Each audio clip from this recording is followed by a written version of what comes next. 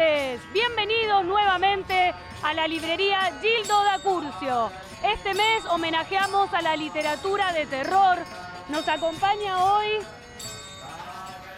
Vanina Márquez y su hermano Martín. Vamos a ver qué ocurre en la librería.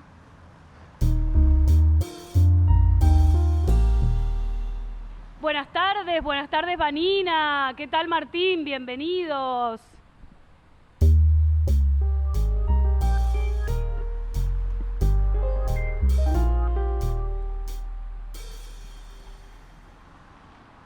Continuamos en la librería Gildo da Curcio homenajeando el terror. Hoy nos acompaña Martín, nos acompaña Vanina.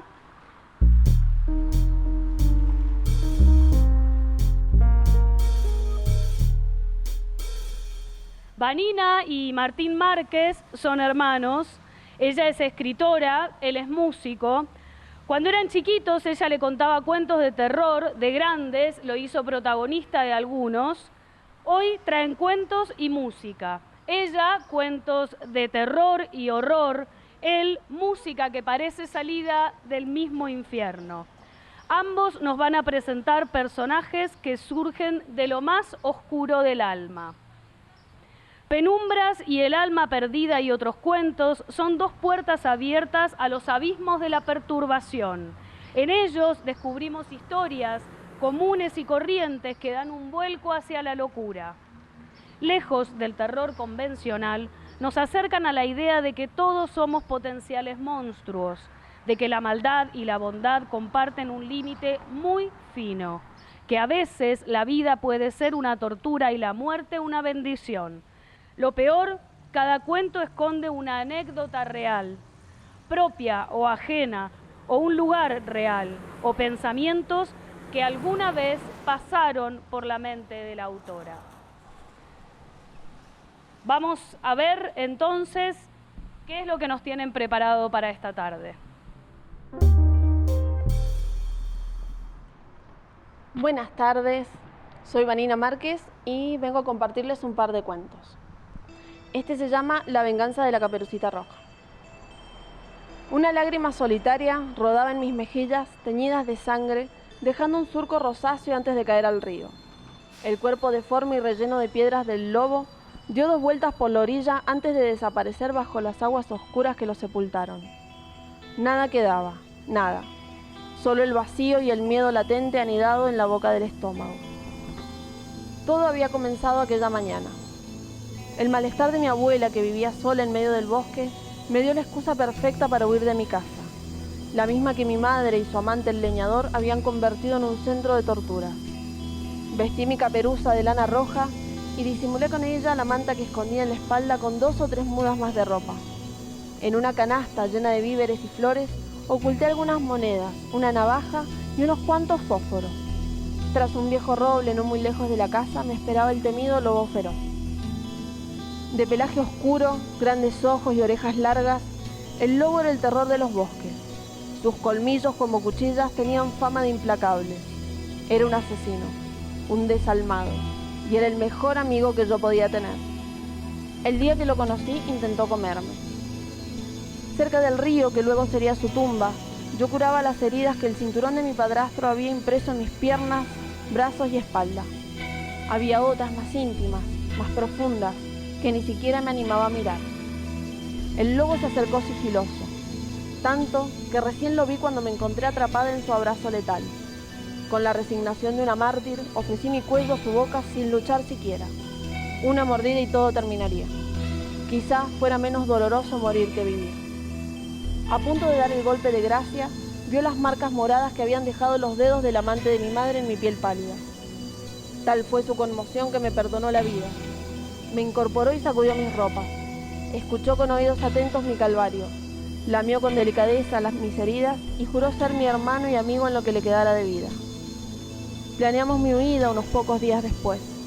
Él me acompañaría hasta una cabaña lejana que estaba abandonada en el extremo sur del bosque. Había sido el hogar de una bruja caníbal que raptaba niños, hasta que un par de hermanitos acabaron con ella. Con su historia de terror y todo, aquella cabaña desvencijada me parecía más acogedora que mi propia casa. Esa mañana, la de mi vida, nuestra dicha era tal que caminábamos distraídos, cortando florcitas de colores para adornar el nuevo hogar, haciendo planes, disfrutando por anticipado de una libertad que nunca llegaría.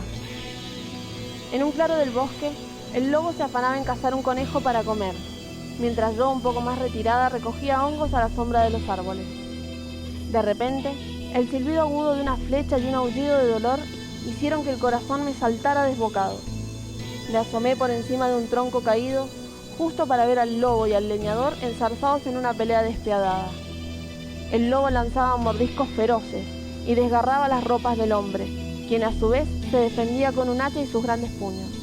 Un golpe certero en el estómago de mi amigo, que quedó inerte con asombrosa rapidez, puso fin a la contienda.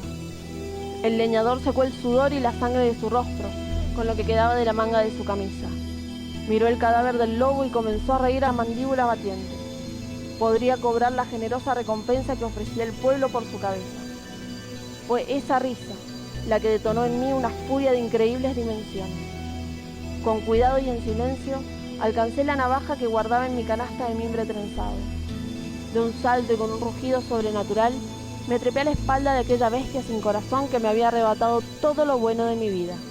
A mi madre, mi hogar, mi niñez y a mi lobo.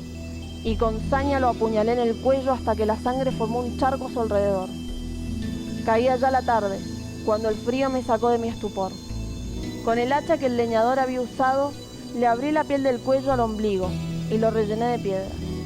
Até el cuerpo con sus mismas ropas y lo empujé hasta el río. Con las pruebas de mi crimen eliminadas, volví al bosque e hice lo mismo con el lobo. Lo envolví con cuidado en mi capa roja y le dediqué unas silenciosas palabras de despedida. No lo dejaría a la intemperie para ser devorado por alimañas ni para ser mutilado por su piel. Una vez que las aguas se calmaron, recogí mis cosas y me dirigí al sur. La cabaña tendría otra historia de terror para contar. El próximo cuento es de mi segundo libro, El alma perdida y otros cuentos. Se llama Zumbido. Comenzó como un zumbido lejano, que atribuyó al motor de las muchas heladeras del negocio. Suave, pero continuo. Lo oía al abrir el local y lo acompañaba todo el día. Al principio fue apenas un lejano ulular, como el del viento a través de un caño, y no le dio mayor importancia. Al cabo de 2 semanas, el ruido que nadie más percataba le reverberaba en los oídos y le impedía pensar con claridad. Lo escuchaba de fondo en medio de las conversaciones cotidianas mientras atendía y la desconcentraba. Le dolía la cabeza, sentía el cerebro adormecido. La tercera semana empezó a sentir palpitaciones y un sudor frío cada vez que subía al micro para ir al trabajo. Y aún antes de llegar lo escuchaba a lo lejos, como miles de abejas burlándose de ella. Ya vivía en un estado de vértigo permanente que le dificultaba dormir. El sonido la perseguía hasta varias cuadras después de cerrar, y se sobresaltaba a veces cuando ya en su casa le parecía escucharlo. Hizo revisar los motores de cada aparato del local, fue al médico y a un psiquiatra. Hasta intentó con una curandera, sin que nadie diera con el origen del sonido que la estaba enloqueciendo de a poco.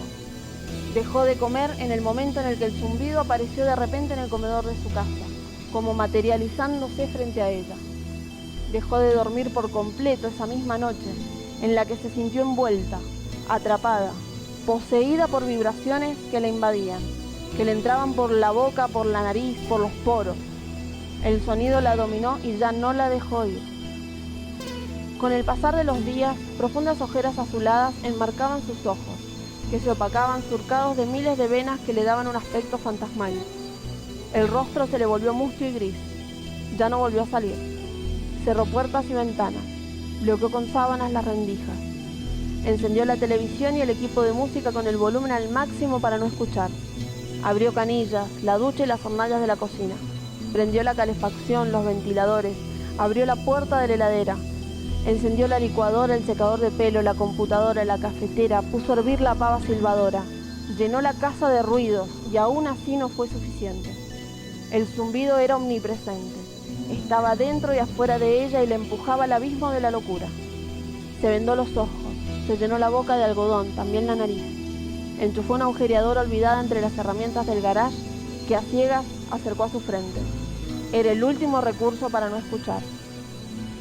El chispazo de la máquina al perforar el cráneo y embadurnarse de sangre provocó un cortocircuito general que sumió la casa en un silencio absoluto y a ella en una oscuridad sin fin.